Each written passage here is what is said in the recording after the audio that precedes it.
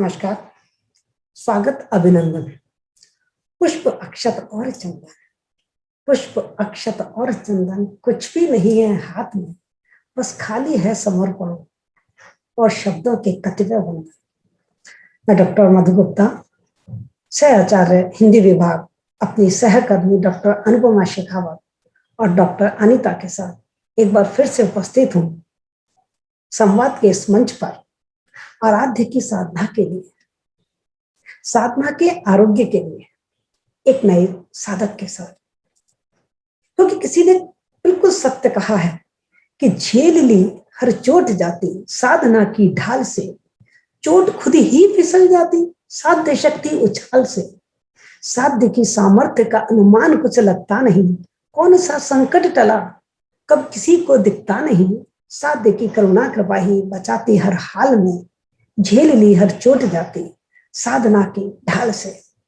मार्ग बीहड़ जंगलों में बना देती उसकी कृपा। मार्ग बीहड़ जंगलों में, मैं कहूंगी गोपाल नारायण जी आपसे कि मार्ग बीहड़ जंगलों में बना देती आपकी कृपा। गहन तम में ज्ञान दीपक जला देती आपकी कृपा। मुक्ति मिल जाती स्वयं ही भ्रांति भ्रम के जाल से, झेल ली हर चोट जाती साधना की ढाल से।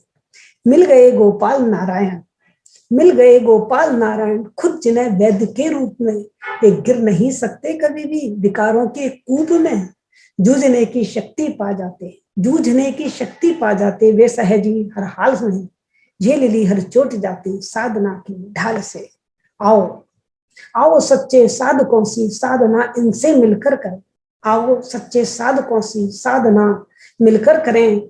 मुक्त हो युग संकटों से। आज चारों तरफ कोरोना का संकट छाया हुआ है, बहुत जरूरत है ईश्वर से प्रार्थना करने की, और संवेद प्रार्थना में जो असर है वो किसी में नहीं। इसीलिए मैं कह रही हूं कि आओ सच्चे साधकों से साधना मिलकर करें, मुक्त हो युग संकटों से प्रार्थना सब मिलकर करें। आओ कदमों को मिलाएं, आओ कदमों को मिलाएं इनके कदम ताल से, झेल लें हर चोट आओ, झेल लें हर चोट आओ साधना की ढाल से।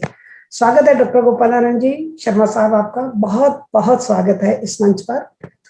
आप आयुर्वेदाचार्य, राष्ट्रीय आयुर्वेद संस्थान से आपने आयुर्वेदाचार्य का कोर्स किया। आप राष्ट्रीय आयुष मेडिकल एसोसिएशन के उपाध्यक्ष हैं, और बड़े फक्र की बात है हम सब लोगों के लिए कि राजस्थान के 4000 राजकीय आयुर्वेद चिकित्सा अधिकारियों में से 15 उत्कृष्ट चिकित्सा अधिकारियों का हमारे विभाग ने चयन किया, और उन 15 उत्कृष्ट चिकित्सा अधिकारियों में आपका नाम स्वर्ण अक्षरों में चमक रहा है। बहुत बहुत बधाई हो गोपाल नारायण जी आपको। आप अंतर्राष्ट्रीय योग दिवस के जिला स्तरीय राजकीय योग दिवसों के संचालक रहे हैं, और बड़े आनंद और हर्ष की अनुभूति हो रही है मुझे कि आप केवल वैदराज ही नहीं हैं, कविराज भी हैं, कविताएं भी रचते हैं। सदैव स्वस्थ कैसे रहा जाए, इससे संबंधित आपने कई गीति काव्यों की रचना की है, और वर्तमान में आप बहुत ही महत्वपूर्ण कार्य कर रहे हैं।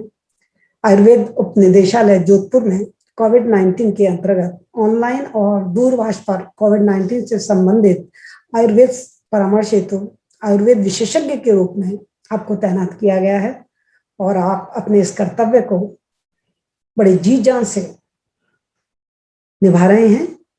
बहुत बहुत बधाई। हमें वाकई हमारे देश को, हमारे समाज को यदि आगे बढ़ना है तो हमें आप जैसे कर्मठ योद्धा, आप जैसे युग चेता व्यक्तित्व की अति आवश्यकता है। तो डॉक्टर अनुपमा, चलिए संवाद साधते हैं उनसे।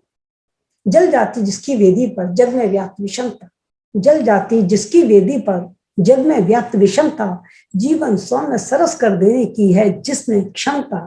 रोग शोक दुख व्याकुलता जहां मिट जाते, रोग शोक दुख व्याकुलता जहां मिट जाते, हताश निराश दुर्बल भाव जहां नहीं आते। शपथ जिसे नियम कर्म की विज्ञ वही इस युग का, शपथ जिसे नियत कर्म की विज्ञ वही इस युग का, और जीवन को जागृति में कर दे वैद्य वही इस युग का। जी हाँ, डॉक्टर गोपाल नारायण जी जैसा व्यक्ति ही आज के युग का सम्यक वैद्य हो सकता है, जो अपने आयुर्वेद के प्रति, जो अपने कर्म के प्रति इतना समर्पित है। तो मिलते हैं आयुर्वेदाचार्य जी श्री जी.एन. शर्मा जी से।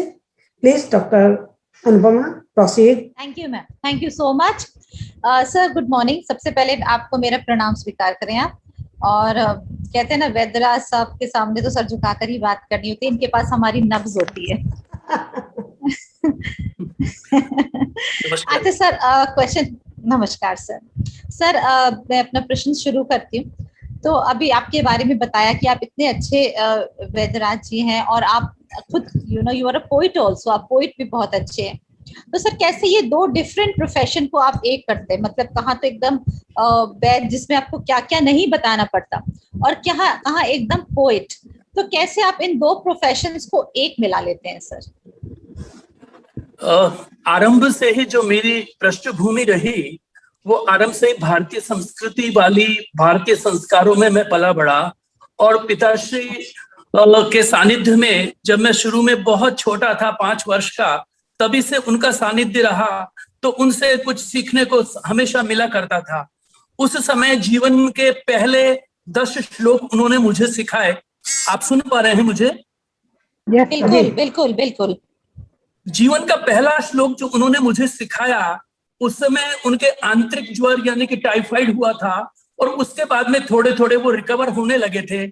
तो उनके पास मैं बैठता था, तो उन्होंने जीवन का पहला श्लोक मुझे सिखाया, वो था वर्मे को गुणी पुत्रो नैचे मूर्ख शतान्यपि एकश्चंद्र तमो हंति न च तारा गणा अपि।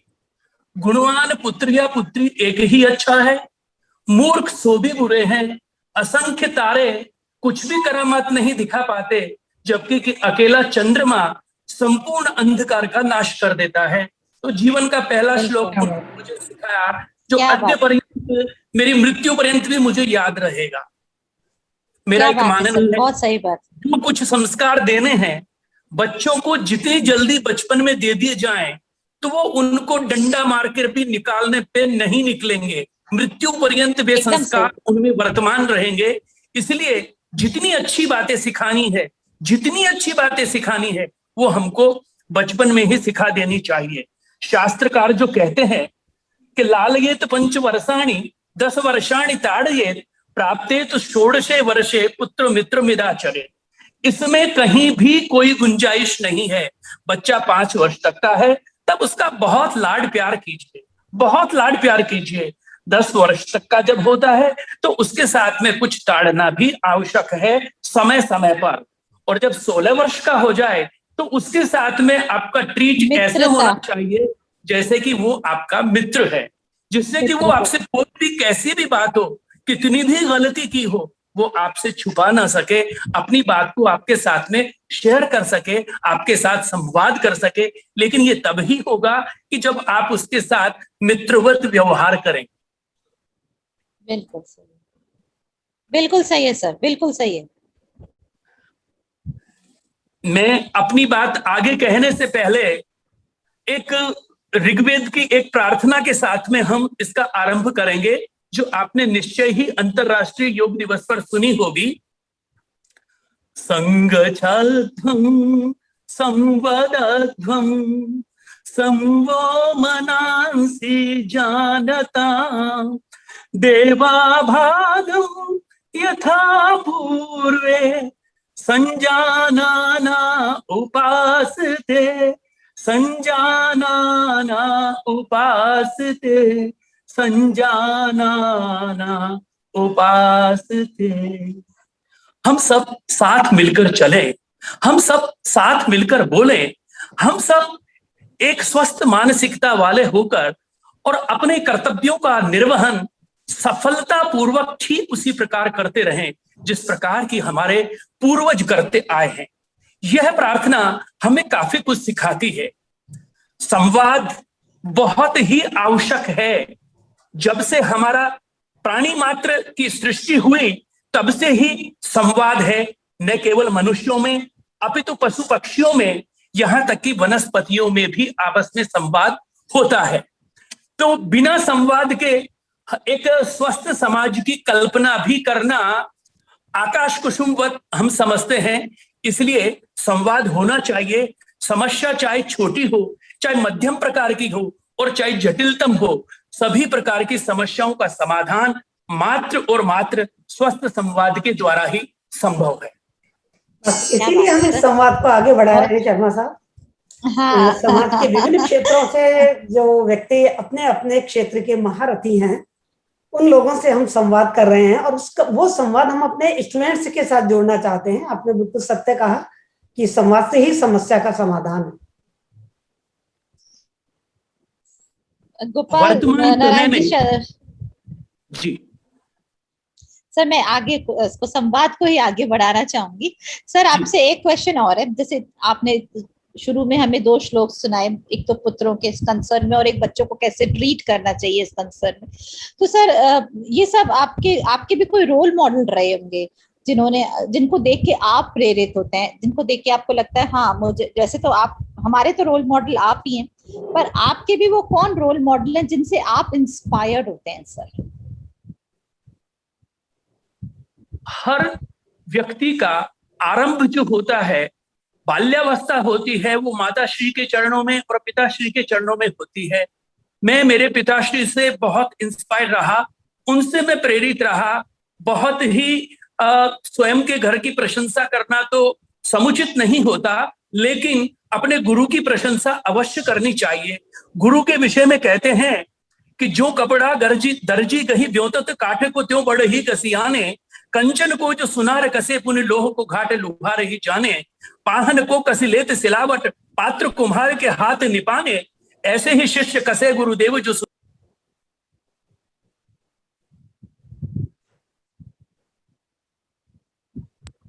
वह चाहता है कि मुझसे भी श्रेष्ठ प्रतिकृति मेरा शिष्य हो, मेरा शिष्य मुझसे भी ज्यादा श्रेष्ठतम हो। यह हर गुरु की चाहना रहती है। तो मैंने मेरे पिताश्री से ही जो कुछ भी सीखा, उन्हीं से प्रेरणा मैंने पाई, और आगे भी मुझे संस्कार इसी प्रकार के मिले। मेरा व्हाट्सएप के ऊपर भी जो मेरा ध्येय वाक्य है वो है आत्मनः प्रतिकूलानि परेशान न समाचरेत। जो आचरण एवं व्यवहार आपको स्वयं को अपने लिए अच्छा नहीं लगता, आपको किसी अन्य के साथ भी नहीं करना चाहिए। हम स्वयं चाहना रखते हैं सामने वाला मुझे सम्मान दे, मेरा रेस्पेक्ट करे, और हम दूसरे के साथ में कैसा बिहेव करते हैं, जैसा हम खुद चाहते हैं दूसरे के साथ भी वही करेंगे, तो कोई समस्या नहीं होगी। अभी कल की बात है मेरे ऑफिस की, कोई एक व्यक्ति कोरोना काल के अंदर नौकरी पर पहले कर रहा था, उसका बीच में समाप्त हो गया, लेकिन उसको ऑफिस के कुछ लोगों ने कार्य के लिए रख रखा था कि इसकी आजीविका चलती रहे। 3-4 लोगों ने मिलकर उसके खिलाफ कर दिया कि जब इसका टाइम समाप्त हो गया तो इसे क्यों रख रखा है, और उसको हटा दिया गया। लेकिन जो हटाने वाले थे वो कल पूरी तरह से बड़े मायूस थे।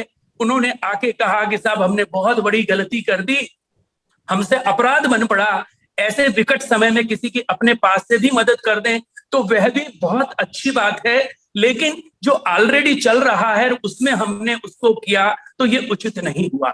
तो अपने साथ फिर मैंने उन्हें यही बात कही कि आप उस व्यक्ति के स्थान पे अपने आप को फिट करके देख लेते कि काश अगर मुझे हटाया जाता तो मुझे कैसा लगता। तो यह वाक्य जीवन में उतारने योग्य है और सदैव अपने साथ लेकर के चलने योग्य है। तो मैं समझता हूं कोई समस्या होने की संभावना हमारी तरफ से कम नहीं होगी, अन्य की तो अन्य लोग जाने। सही बात कह रहे हैं सर आप, ये कि डेफिनेटली अगर हम किसी का भला नहीं कर सकते तो कम से कम हमें उसका बुरा नहीं करना चाहिए। आप सही कह रहे हैं, और जो व्यवहार हम चाहते हैं हमारे लिए, we should expect same, we should give same जैसा हम एक्सपेक्ट करते हैं। सर आज का यूथ देखते हुए, आज का यूथ तो इन चीजों पे बिल्कुल नहीं चलता, वो उसको लगता है मैं, आई, मी एंड माई सेल्फ। तो सर ऐसा यूथ जो फील करता है मैं और मैं, ऐसे यूथ को आप क्या मैसेज देना चाहेंगे सर?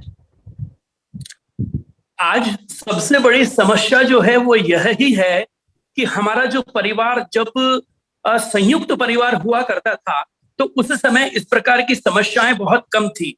कोविड-19 की 2 लहरों ने व्यक्तियों को कुछ पाठ ऐसे बढ़िया पढ़ा दिए हैं, काफी लोगों की तो समझ में आ गए हैं, और जिनके समझ में नहीं आएगा समय रहते और समझ जाएंगे। पहला सबक तो ये दिया कि परिवार में सदस्यों का अधिक होना आवश्यक है, क्योंकि ऐसी परिस्थिति में किसी न किसी का पिंडे पिंडे मतिर भिन्ना कुंडे कुंडे नवपया, हर व्यक्ति की अपनी अलग विचार धारणा होती है। कोई कैसा सोचता है, कोई कैसा सोचता है, तो परिवार में हो सकता है कि कोई व्यक्ति इस प्रकार का धर्मात्मा बुद्धि का भी हो कि जिसमें दया करुणा आदि पूर्ण रूप से उससे वो समाहित उसके अंदर हो, तो वह निश्चित रूप से आपकी ऐसे समय में बिना किसी स्वार्थ के मदद कर सकता है। दूसरा, वित्त की प्रधानता शुरू से रही है, आज से नहीं है। भर्तृ नीति शतक में कहते हैं, यस्यास्ति वित्तम स नरकुलीन स पंडित से श्रुतवान गुणाज्ञ स एव वक्ता सच दर्शनीय सर्वे गुणा कांचन माश्रयन्ते। जिसके पास में पैसा है वो कुलीन है। यशास्ति वित्तम स नरक कुलीन स पंडित। पंडित कहते हैं पंडाम धारयति इति पंडित, जो बुद्धि का धारण करता है उसे कहते हैं पंडित, तो वही पंडित है। यशास्ति वित्तम स नरक कुलीन स पंडित स श्रुतवान, वह अच्छे शास्त्रों का क्या आता है। स एव वक्ता, वह बहुत अच्छा वक्ता है, आता कुछ नहीं है बोलना, लेकिन पैसे की जरूरत है। अब आपको फला चंद जी संबोधित करेंगे, ऐसा बुलवा रहा है भाई, उसको सबसे पहले बुलवाया जाएगा। तो पैसे की तो शुरू से रही है, लेकिन वर्तमान परिप्रेक्ष्य में पैसा बहुत ज्यादा हो गया है। लेकिन कोविड-19 ने ये अच्छा पाठ पढ़ाया है, आप चाहे कितने भी पैसे वाले हैं भैया, शरीर है तो सब कुछ है, और शरीर ही नहीं है तो कुछ भी नहीं है। पहला सुख निरोगी काया। निरोगी काया। आचार्य चरक कहते हैं, हमारे षड्विद जो दर्शन है उनका कहना है कि 4 पुरुषार्थ हैं, धर्म, अर्थ, काम और मोक्ष। इसमें सारी संसार की सुविधाएं सिमट गई। लेकिन आचार्य चरक 3500 साल पहले कहते हैं, धर्मार्थ काम मोक्षाणाम आरोग्यम मूलमुत्तमम। धर्म, अर्थ, काम और मोक्ष, इन चारों का मूल भी आरोग्य है। यानी कि जब तक आप स्वस्थ नहीं रहेंगे, धर्म कैसे करेंगे। धर्म है, धर्म के कई अर्थ हैं, कई अर्थों में धर्म लिया है। लेकिन जैसे कि आप जो अपनी वृत्ति कर रहे हैं, आप अध्यापन वृत्ति कर रहे हैं, बच्चों को प्राध्यापक के रूप में आप शिक्षा का दान कर रहे हैं, तो वह आप कैसे निर्वहन कर पाएंगे। मैं स्वस्थ नहीं होऊंगा तो कैसे चिकित्सा कर पाऊंगा, कैसे लोगों को स्वस्थ वृत्ति की जानकारी दे पाऊंगा, राजनीति की कैसे राजनीति कर पाएंगे। तो धर्म का सम्यक प्रकार से निर्वहन हो, इसके लिए स्वस्थ शरीर का होना बहुत आवश्यक है। दूसरा आ गया आपका विटामिन एम, जिसकी भागम भागी, जिसकी दौड़म दौड़ में व्यक्ति अपनी सारी दिनचर्या भूल गया है, अपने रिश्तेदारों से, मित्रों से संवाद बंद कर दिया है, बिल्कुल उसी में लगा रहता है।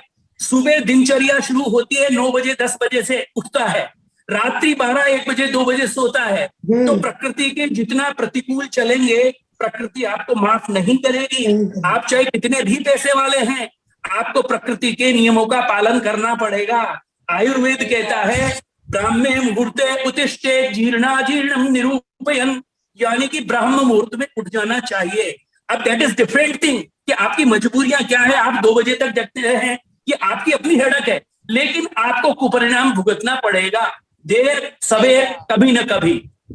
क्योंकि सुबह पहले प्राणवायु आपकी इतनी शुद्ध रहती है जो कि आपके फेफड़ों के लिए अमृत का कार्य करती है। सुबह पहले सूर्योदय से 1.5 घंटा पहले का समय कहलाता है ब्रह्म मुहूर्त, और उस समय प्रकृति ने ऐसी व्यवस्था की है, जितने भी मल हैं उन मल को अपान वायु के द्वारा बाहर की तरफ धकेलने की स्वाभाविक प्रकृति ने व्यवस्था की है। अब आप सूर्योदय के बाद उठते हैं तो आपके शौच में निश्चित रूप से विलंब होगा, आप वहीं अखबार पढ़ेंगे या फिर मोबाइल पर चैटिंग करेंगे, ये निश्चित रूप से है, क्योंकि शौच आपको सम्यक प्रकार से नहीं होगा। रात्रि जागरण करने से वायु की वृद्धि होती है और वायु सुखाता है। अब आप उसके लिए जिंदगी भर चाहे से लेक्जेक्टिव खाते रहें, चूर्ण चटनी चाटते रहें, गोलियां खाते रहें, लिक्विड पीते रहें, लेकिन आपकी कब्ज कभी खत्म नहीं होगी, क्योंकि आपको अपनी लाइफ स्टाइल में चेंज करना पड़ेगा। तो ब्रह्म मुहूर्त में व्यक्ति को उठ जाना चाहिए, यही श्रेयस्कर होता है।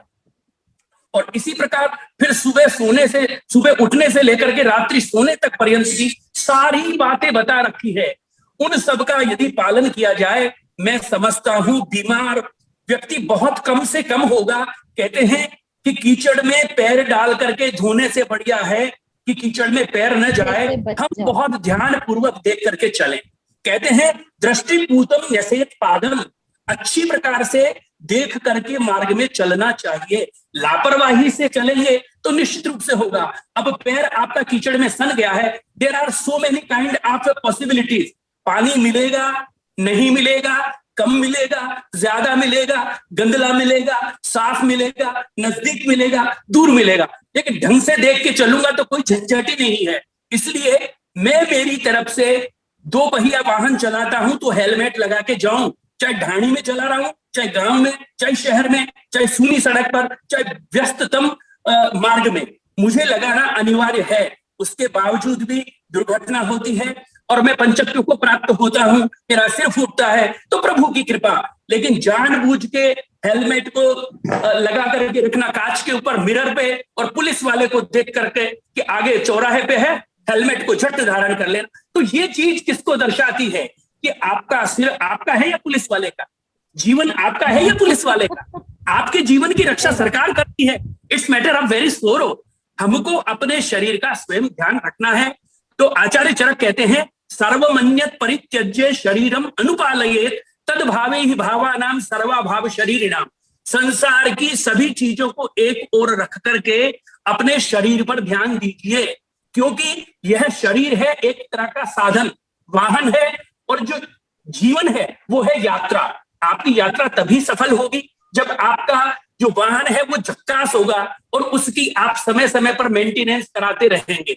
अपने शरीर को सम्यक प्रकार से दिनचर्या, ऋतुचर्या, रात्रिचर्या आपकी सही रहेगी और उन चीजों का आप बिल्कुल ध्यान रखेंगे जिससे कि स्वास्थ्य गड़बड़ रहता है। स्वास्थ्य के 3 आधार बताए हैं जो कि सहायक खंबे हैं, आहार, निद्रा और ब्रह्मचर्य। इनका जो व्यक्ति ध्यान रखेगा, मैं समझता हूं there will be no problem, स्वास्थ्य से संबंधित परेशानी उसके लिए नहीं आने वाली।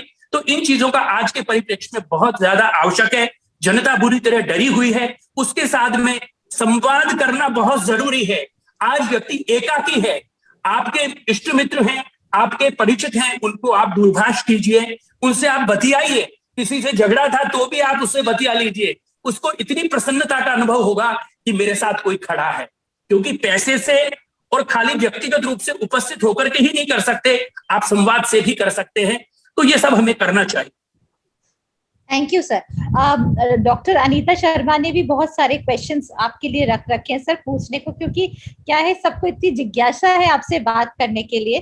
तो मैं रिक्वेस्ट करूंगी मधु मैम से कि वो डॉक्टर अनीता मैम को बुलाएं और आपसे क्वेश्चंस पूछने के लिए प्रेरित करें। डॉक्टर अनीता। जी मैम। हाँ, आपको बहुत जिज्ञासाएं थी और आप कोरोना काल में रोज योग भी करा रही हैं, कुछ आरोग्य नुस्खे भी हमको बताती हैं कि किस तरीके से हम आरोग्य प्राप्त करें। और आपकी बहुत जिज्ञासा थी कि ये जो आयुर्वेद है वो हमारे कोरोना का जो संकट है उसमें किस तरीके से हमारे लिए लाभदायक हो सकता है। तो हम लोग तो इस मामले में बहुत नीम हकीम खतरेजान हैं, तो क्यों ना हम आज के जो हमारे आयुर्वेदाचार्य, जो हमारी गेस्ट हैं, उनसे आप कुछ इस तरीके के जो आपके मन में जिज्ञासाएं थी, आप उनसे वो प्रश्न पूछ के अपनी जिज्ञासाओं का समाधान कर सकती हैं। Please doctor Anita. नमस्कार सर। नमस्कार। नमस्कार सर, मैडम ने बहुत सारे आपसे प्रश्न पूछे हैं सामान्य उसके। मैं आयुर्वेद को लेकर कुछ आपसे सवाल करना चाह रही हूँ कि मेरा सर एक ही सवाल है कि आयुर्वेद जो है एक बहुत बड़ा साइंटिफिक मतलब वो है, लेकिन आयुर्वेद का जो है जितना पॉपुलर होना चाहिए हमारे भारत में उतना पॉपुलर नहीं है। जो स्थान होना चाहिए सर हमारी भारतीय संस्कृति के हिसाब से वो आज नहीं है। तो इसके पीछे आप क्या कारण मानते हैं?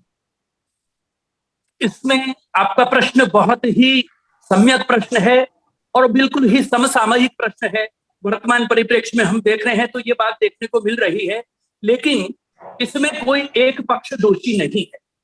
कहते हैं ना कि ताली दोनों हाथों से बजती है, एक हाथ से नहीं बजती है। आयुर्वेद का जो मूल है वो आयुर्वेद का मूल वेदों से जुड़ा हुआ है। हमारे यहाँ जो अंग्रेजों का शासन रहा उसमें आपने निश्चित रूप से देखा होगा, लॉर्ड मैकाले ने अपने पिताश्री को एक चिट्ठी लिखी। उसमें उन्होंने लिखा कि मैं भारत में पूर्व से पश्चिम, उत्तर से दक्षिण घूमा, मुझे कोई भी भिखारी नजर नहीं आया।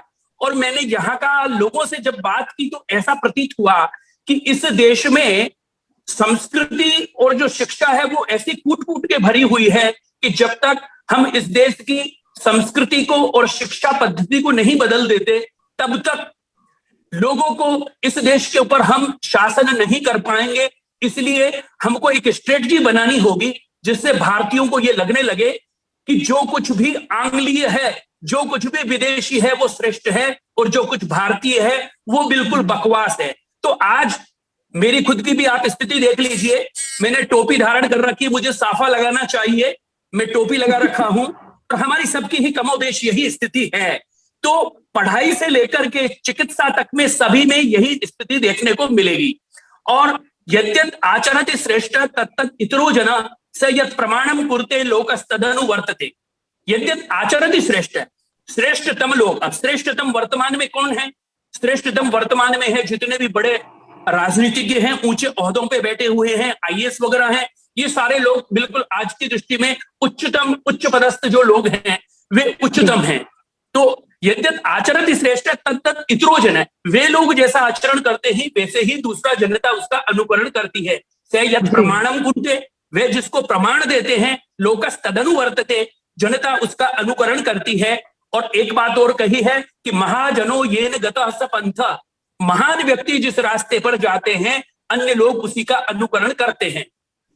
पहले के टाइम पर एक व्यवस्था थी जिसमें आयुर्वेद में वह व्यक्ति प्रवेश पा सकता था जो संस्कृत के अंदर जिसने हायर सेकेंडरी किया हुआ हो, यानी कि मिनिमम क्वालिफिकेशन उसके लिए संस्कृत से पास किया जाना जरूरी था। बाद में इसकी योग्यता ठीक वैसी ही कर दी गई जो कि एलोपैथ के लिए एमबीबीएस में प्रवेश के लिए होती है। उसमें विज्ञान, जीव विज्ञान से आप पास होने चाहिए, नीट आपकी होगी। और नीट में फिर व्यवस्था ये की गई, सबसे उत्कृष्ट जो बच्चे होंगे वो जाएंगे सेंट्रल कॉलेजेस के अंदर, आयुर्विज्ञान महाविद्यालयों में। जो उससे कम वाले हैं वो राज्य के आयुर्विज्ञान महाविद्यालयों में जाएंगे। उससे कम है वो जाएंगे आपके पशु वाले में, और सबसे जो घटिया हैं वो जाएंगे आपके आयुर्वेद में। तो ये तो निर्धारण हो गया कि चौथे किस्म के लोग जब आयुर्वेद में आ रहे हैं। और फिर शिक्षा पद्धति ऐसी है कि 5 वर्ष पढ़ने के बाद में भी व्यक्ति से कोई सामान्य चीज पूछी जाए उसका वो जवाब नहीं दे पाता है। तो ऐसी स्थिति में ये तो निश्चित है कि आयुर्वेद का क्या हाल होना है। आज महाविद्यालयों के अंदर जैसी शिक्षा होनी चाहिए आयुर्वेद की, वैसी शिक्षा व्यवस्था नहीं है। बच्चे द्रव्य ही नहीं देखते, ड्रग्स का परिचय ही नहीं होता कि कैसे द्रव्य होते हैं, गिलोय कैसी होती है और तुलसी कैसी, तुलसी तो खैर सब विदित है, कालमेघ कैसा होता है, पाठा कैसा होता है, अन्य जितने भी औषधियां हैं वो उसके दर्शन तक नहीं कर पाते। तो फील्ड में जाकर के फिर वो क्या काम कर पाएंगे। तो एक तो शिक्षा व्यवस्था जो है उसमें आमूल चूल परिवर्तन आना चाहिए। यद्यपि मेरा मंतव्य है कि आयुर्वेद में आने वाले व्यक्ति को सरकार यदि वास्तव में प्रोत्साहन देना चाहती है तो उनको अतिरिक्त सुविधा कुछ प्रकार की देनी चाहिए कि जो आयुर्वेद, और या फिर खुला कर दे, अगर थोड़ा सा भी आगे करेंगे कि जो आयुर्वेद में जाएगा उसको एक इंक्रीमेंट ज्यादा मिलेगा नौकरी पर जाने के बाद में, तो निश्चित रूप से जो क्रीम आएगी वह भी इसमें आएगी। मैं आपको एक जिक्र करना चाहूंगा, डॉक्टर गोविंद भास्कर गाणेकर, वो एमबीबीएस एमडी थे और आयुर्वेदाचार्य और आयुर्वेद वाचस्पति थी, यानी एमडी की आयुर्वेद की डिग्री भी थी, एमबीबीएस की भी दोनों डिग्री थी, स्नातक और स्नातकोत्तर दोनों पदवियां दोनों विधाओं की उनके पास थी। उनकी लिखी हुई पुस्तक जब हम पढ़ते हैं तो हमें लगता है कि क्या लिखा है। जिस व्यक्ति ने दोनों चीजों को देख लिया, दोनों का अनुभव कर लिया, तो उनकी लिखी गई जो बातें हैं वो बिल्कुल अक्षरशः सत्य है। एक चीज, मैं आज किसी पद्धति में आयुर्वेद पद्धति का हूं, मैं मेरी पद्धति के विषय में कह सकता हूं कि इस पद्धति का मेरी पद्धति में कोई इलाज नहीं है, लेकिन मैं सर्वज्ञाता सूतजी तो नहीं हूं। मैंने एलोपैथी, सिद्ध, होम्योपैथी, प्राकृतिक यूनानी ये सब तो नहीं पढ़े ना। मेरा मानना यह है वर्तमान परिप्रेक्ष्य में एक भी पैथी अपने आप में पूर्ण नहीं है। ये एक उपवन के विभिन्न प्रकार के पुष्पों के सदृश है। किसी का चटकीला रंग है लेकिन खुशबू उसमें नहीं है, किसी का बहुत भीनी भीनी खुशबू आती है, छोटा सा है लेकिन उसकी खुशबू बड़ी भीनी भीनी है जो लंबे समय तक वर्तमान रहती है। कोई ऐसा है कि जो दिखने में बड़ा है साथ में थोड़ी खुशबू भी है। तो एक दूसरे का स्थान वर्तमान परिप्रेक्ष्य में नहीं ले सकते। लेकिन एक बात, 2-3 बातें और निवेदन करना चाहूंगा।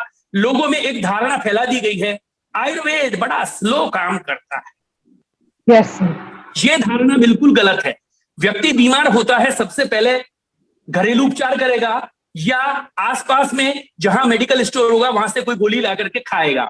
उसके बाद वो स्थानीय किसी डॉक्टर को दिखाएगा और उसके बाद उससे भी आराम नहीं होगा तो मेडिकल के अस्पताल में जाएगा, विभिन्न प्रकार की जांचें कराएगा, वहां अच्छी अगर ठीक हो गया अल्पकाल के लिए तो बहुत अच्छी बात है, प्रभु की कृपा।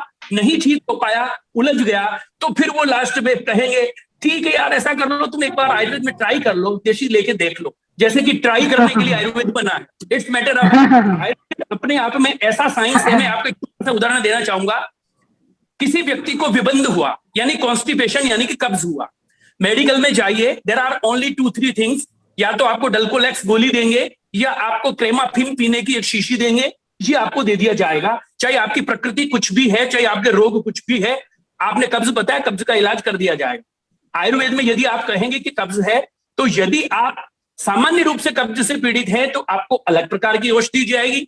आपको यदि रूमेटॉइड आर्थराइटिस है, आपके गठिया की बीमारी है, तो आपको एरंड स्नेह दिया जाएगा, जिससे कि आपकी बीमारी में भी आराम मिलेगा, कब्ज भी दूर होगा। यदि आपके ज्वाइंटिस है तो ज्वाइंटिस के लिए आपको कुटकी दी जाएगी, जिससे कि आपका पित्त का रेचन हो, आपका ज्वाइंटिस भी ठीक हो जाए और आपकी कब्जी भी दूर हो जाए। यदि आपके त्वचा संबंधी विकार है तो आपको मंजिष्ठादि चूर्ण दिया जाएगा, जिससे कि मंजिष्ठा है बड़ा अच्छा ब्लड प्यूरिफायर है और साथ में कब्ज को भी दूर करता है। तो अब इसको आप साइंटिफिक नहीं कहेंगे तो क्या कहेंगे? कितना साइंटिफिक है, हर व्यक्ति का भिन्न भिन्न बिल्कुल उसकी प्रकृति के अनुसार इलाज है। तो ये कहना कि व्यक्ति का अच्छा। दूसरी महत्वपूर्ण बात है, आयुर्वेद में 2 प्रकार की चिकित्सा है, एक है शमन चिकित्सा, एक है संशोधन चिकित्सा। जब दोष हमारे शरीर में अल्प मात्रा में होते हैं तो शमन चिकित्सा की जाती है। शमन का मतलब है उसको औषधि देकर के बिल्कुल ठीक किया जा सकता है। दोष कम है तो उसको औषधि देकर ठीक कर देंगे। आयुर्वेद के विषय में एक बात सुनी है आपने भी निश्चित रूप से कि आयुर्वेद जड़ से बीमारी को ठीक कर देता है, ये हम सुनते हैं। लेकिन किस चिकित्सा के लिए ये बात कही है? संशोधन चिकित्सा के परिप्रेक्ष्य में। संशोधन चिकित्सा क्या है?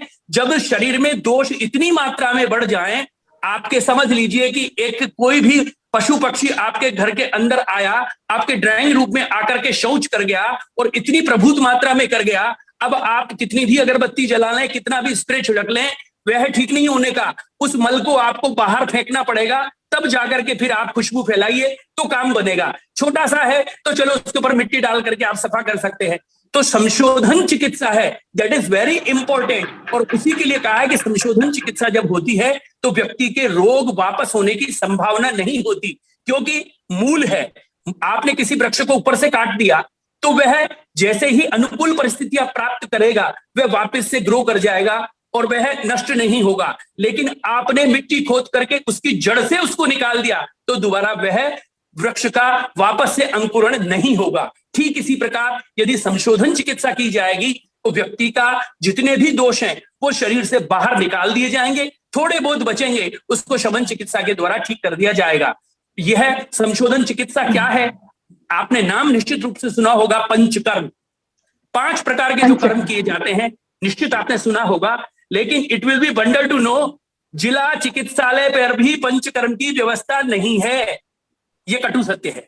यदि चल भी रहा है तो बिल्कुल सांस दम तोड़ने जैसा चल रहा है। तो जिला मुख्यालय छोड़ करके तहसील हेडक्वार्टर पर तो कम से कम ऐसी व्यवस्था होनी चाहिए जिससे कि व्यवस्था बिल्कुल सही रहे और संशोधन चिकित्सा का लोग लाभ ले पाए। तो ये सारी जो कमियां हैं, तो व्यक्ति को लगता है कि आयुर्वेद में झट से इलाज नहीं होता, इसलिए वो उधर की साइड में भगता है। बाकी अगर आपको बिना चिकित्सा की परिभाषा क्या है? चिकित्सा की परिभाषा है जिस रोग के लिए जो उपचार दिया जा रहा है वो उस रोग को जड़ से खत्म कर दे और दूसरा नया कोई रोग पैदा न करे, वो चिकित्सा है।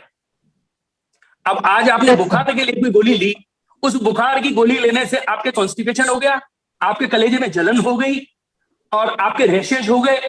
यानी कि रैशेज तो चलो नहीं होंगे, लेकिन कलेजे में जलन की और कॉन्स्टिपेशन की समस्या तो निश्चित रूप से होगी। आप कोई भी एक ड्रग लीजिए और उस ड्रग की आप देखिए इंडिकेशन जहां 5 होंगे, कॉन्ट्रा इंडिकेशन और साइड इफेक्ट की लिस्ट उसकी 15-20 की होगी। जबकि आयुर्वेद में ऐसा नहीं है। आरोग्य वर्धनी वटी 3000 साल पहले भी चल रही थी, आज भी चल रही है, भविष्य में भी चलेगी। ये बात दीगर है कि लोगों ने बनाने के लिए, अपने मुनाफे के लिए उनमें द्रव्यों का अपमेल शुरू कर दिया, औषधियां शुद्ध प्राप्त नहीं हो रही है तो परेशानी है। सीतोपलादी चूर्ण एक प्रसिद्ध औषधि है जो कि अपने घर में रखी जाने योग्य है। जब भी आपके खांसी चले, there will be no need any kind of syrup, आपको किसी पीने के साइरप की जरूरत नहीं है। सीतोपलादी चूर्ण आप घर पे बनाइए, घर पे बना के रखिए। एक तो आप उसका सेवन कीजिए, 2-3 डोज में ही आपकी खांसी ठीक हो जाएगी। और मार्केट का लाइए, चाहे अच्छी कंपनी का भी क्यों ना हो, पता नहीं उसने उसमें क्या डाला है क्या नहीं डाला है, आपने देखा तो नहीं ना। ऐसी स्थिति में घर पे बनाई हुई चीज का, तो पहले के चिकित्सकों की चिकित्सा इसलिए सफल रहती थी, वैद्यों की, जहां तक संभव होता था वो औषधियां स्वयं बनाते थे, खुद निर्माण करते थे, उनको कॉन्फिडेंस होता था मैं जो दे रहा हूं वो बिल्कुल सही है और उससे मरीज ठीक होगा। तो ये सारी जो कारण है उसकी वजह से आज ऐसा लग रहा है, लेकिन कहते हैं कि देर है अंधेर नहीं है। यदि इसी प्रकार की 2-3 परिस्थितियां और आ जाए, खुदा करे कि ऐसी परिस्थितियां न आवें और हम सब स्वस्थ रहें, पूरा समाज स्वस्थ रहे, कोई प्रकार की बीमारी ना हो। लेकिन आयुर्वेद का पहला उद्देश्य स्वस्थस्य स्वास्थ्य रक्षणम। हम बीमार का इलाज करने में इंटरेस्टेड नहीं है। हमारी चाहना यह है कि व्यक्ति बीमार ही ना पड़े, आयुर्वेद के नियमों का फॉलो करे, योग के नियमों का फॉलो करे। यदि इस पे चलेगा तो मैं समझता हूं आगंतुक व्याधियों को छोड़ करके मार्ग में चल रहे हैं और अचानक कोई पत्थर गिर गया, चोट लग गई, दैट इज डिफरेंट थिंग। लेकिन आपके शरीर में जो विकृति होकर के बीमारी होगी वह आपके निश्चित रूप से नहीं होगी, उससे आप बचे रहें। बिल्कुल। बहुत बहुत धन्यवाद डॉक्टर अनीता, आपने और अनुपमा जी ने जिस तरीके से आज के हमारे अतिथि आदरणीय श्री गोपाल नारायण जी वैद्यराज जी से संवाद साधा और आज की विषम परिस्थितियों पर उन्होंने प्रकाश डाल के जो हमें संदेश दिया आरोग्य का, कि किस तरीके से हम अपनी जीवन शैली में परिवर्तन करें और आरोग्य प्राप्त करें। बहुत बहुत धन्यवाद गोपाल नारायण जी आपका। आज हार को जीत की एक दुआ मिल गई। आज आपसे मिलने के बाद मुझे ऐसा फील हुआ कि हार को जीत की एक दुआ मिल गई, तप्त मौसम में ठंडी हवा मिल गई, आप आई श्रीमान जी तो यूं लगा जैसे तकलीफों को हमारी दवा मिल गई।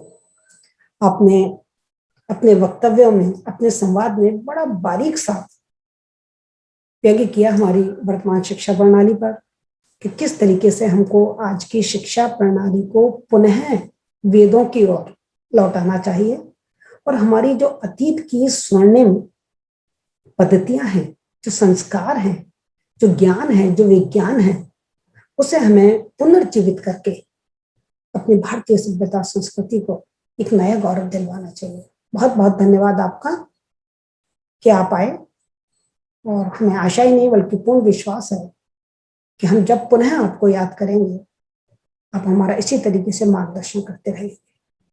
इसके साथ ही मैं अंतर मन की गहराइयों से आभार ज्ञापित करती हूँ the education committee of Maheshwari समाज जयपुर का, जिसने कॉलेज का ये मंच हम सबको प्रदान किया, और कृतज्ञता ज्ञापित करती हूँ कॉलेज की प्राचार्य प्रोफेसर सुभा शर्मा को, जिन्होंने कॉलेज के इस मंच को संवाद के इस साज से सजा दिया।